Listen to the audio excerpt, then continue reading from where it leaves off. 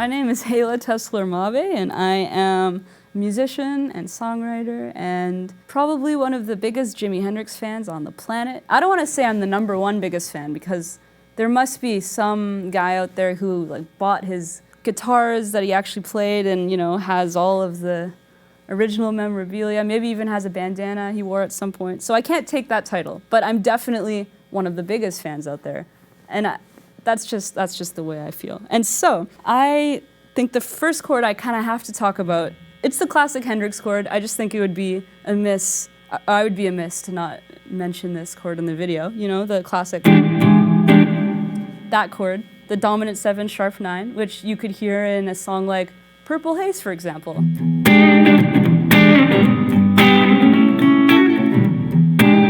That chord, which he also used in tons of other songs, but just in case you don't know it, I wanted to break it down for you. Let's say we're in the key of E. You just take your middle finger and you plant it on the 7th fret of the A string, first finger on the 6th fret of the D string, ring finger on the 7th fret of the G string, and then pinky on the 8th fret of the B string. And obviously you can play it anywhere if you start from the right root. And just thought I had to mention that chord because it's the classic chord. It's a great chord. And also, I just wanted to quickly mention that if you know a little bit about theory, you might know that that right there is the sharp 9. You're playing the sharp 9 with your pinky. So, if you want, you can flatten it and play a regular dominant 9 chord like this. Or you could flatten it again and bar with your first finger and play a flat 9 chord. So this just could be a little useful chord movement for you if you happen to be interested. But you might have noticed that when I was playing the Purple Haze progression, I was also playing this other chord here, which is the classic Jimi Hendrix major chord, which I definitely think I need to touch on in this video before talking about the lesser known chords that you might not have heard people talk about before.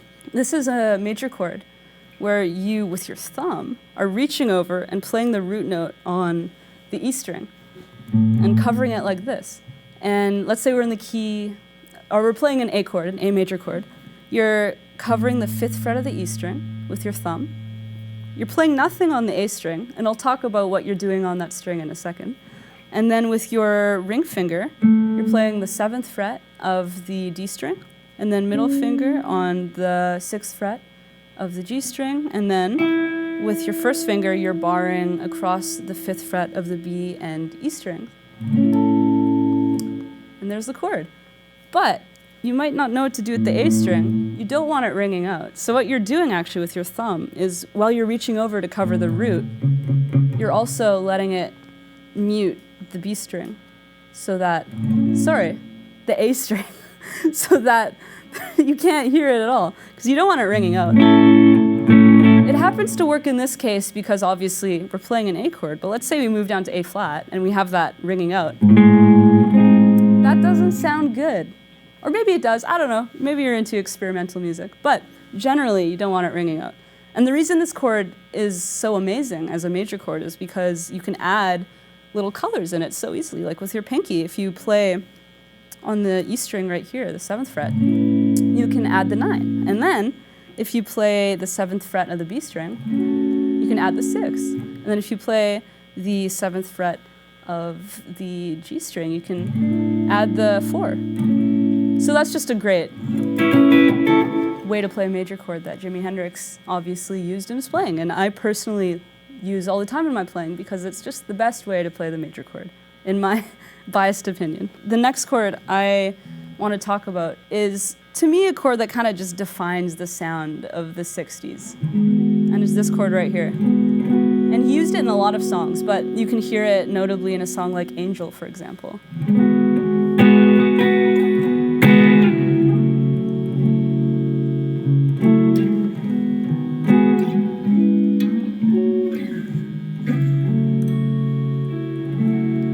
It's a great chord.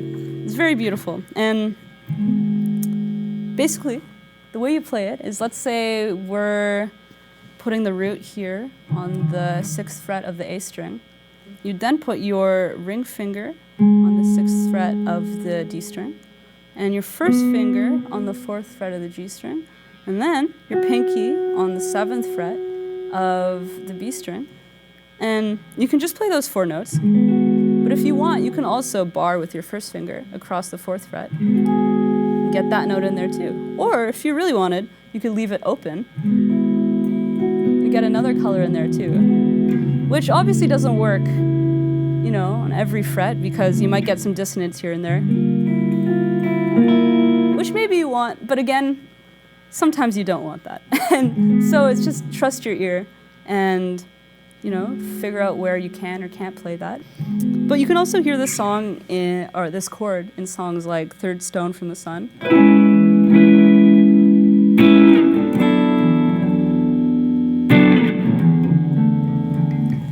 And you can also hear it in songs like One Rainy Wish off of Axis Bold as Love, and also in May This Be Love off of the debut Jimi Hendrix record, Are You Experienced? And I would have to say that that is probably one of my favorite Jimi Hendrix songs of all time.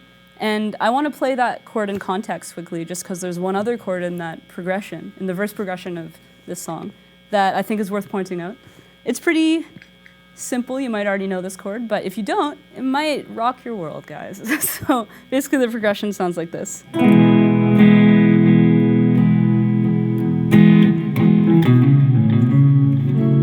There's the chord we just went over.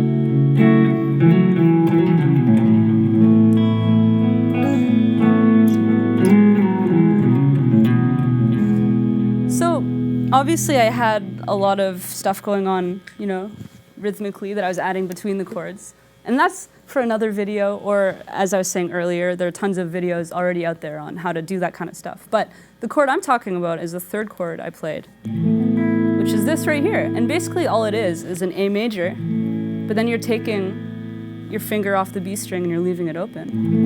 And that's where you get that really nice, you know, sus2 sound, because you're taking the major 3rd and you're instead playing the 2nd. And so if you didn't already know you could do that, now you know. And that's a really cool way to add some color to just a regular, you know, open chord. And so the next chord I wanted to talk about was one that he uses in his song If 6 Was 9, which is an amazing song off of, again, Axis Bold as Love, 2nd Jimi Hendrix Experience record. And I'll just briefly play the song so you get an idea of what it sounds like in context, just in case you don't already know. And basically, the song sounds like this.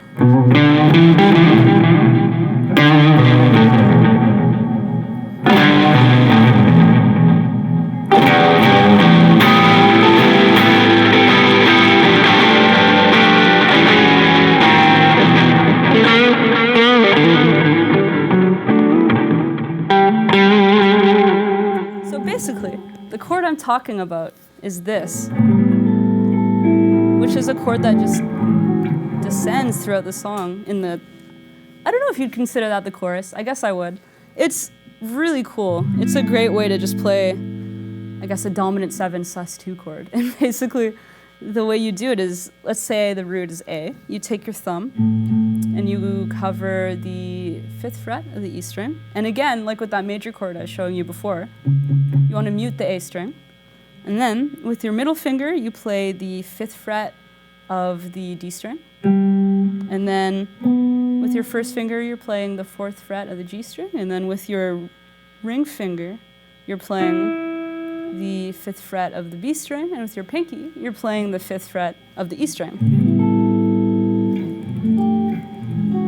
And you're just moving it down almost chromatically. You're skipping the A flat. But that's a really cool chord. And why it's super cool is because you have the root and the dominant 7, and there you're adding the sus2, which is super cool, and the 5th, and then the root again, just if you happen to be wondering why that chord is what it is. But yeah, I love that one. Great chord. The last chord I wanted to talk about from the song Wait Until Tomorrow, which is again off of Axis Bold as Love.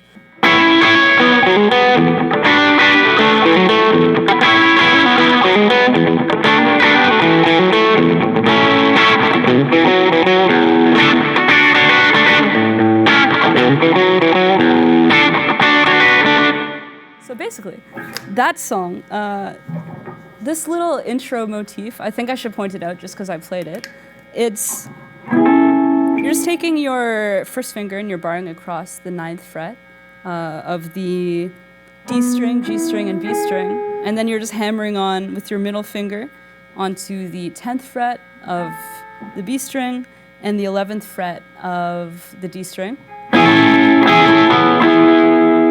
And that's just a lick out of the E major pentatonic. And then you're just playing the same thing 2 frets down, which is just out of the, I guess, D major pentatonic. Anyways, I just wanted to point that out just because it's a really cool chordal thing you can add in your playing. Not quartal with a Q-U-A-R-T-A-L. That's a different thing entirely when you stack fourths on top of each other. And I guess that's for another video, but I mean chordal as in chords and how you use chords in your playing. The other chord I wanted to highlight in this song is not this major chord, because we've already gone over that, but you might hear that it goes to this right here. That right there. And this is a really cool, again, chordal movement, you know, that you can have in your playing. And basically what you're doing is you're barring with your first finger, you know, across the D string, G string, B string, and E string, 7th fret. And then with your pinky, you're just adding 10th fret E string, you can add 9th fret E string, you can add, you know, 10th fret B string, 9th fret B string. And the root is right here on the A string. I think I explained this chord incorrectly. You're barring from the A string up completely. All of the strings are covered with your first finger, except for the E string, the low E string. That was a really convoluted way of explaining that chord, but you can use it, you know, anywhere as long as the root's in the right place. Like if you want to play it in D, you can. Though obviously you won't get the drony, you know, low string unless you tune down, which you definitely can. But in E, it's awesome because you get the low E string if you want it. And if you just happen to be wondering, I mean, this is like an E9 sus4 sort of thing. And obviously every time you add a different color, it changes the chord a little bit. The point is, it sounds great and you're playing. And yeah, that's basically all I wanted to talk about today. Again, world's biggest Jimi Hendrix fan, except for a few other people who are bigger fans than I am, probably, because I can't guarantee. Thanks for checking out this video, if you did, which I guess you did if you watched it. Let me know if there are any chords in particular you liked that I pointed out. I know I missed a few just because, you know, this video can't be 4 hours long. Got to keep it concise. But yeah, if there are any in particular that you love that I didn't mention in this video, please, by all means, talk about it in the comments. We should all know what the best Jimi Hendrix chords are. And anyways, thank you so much. Have a wonderful day. Bye-bye.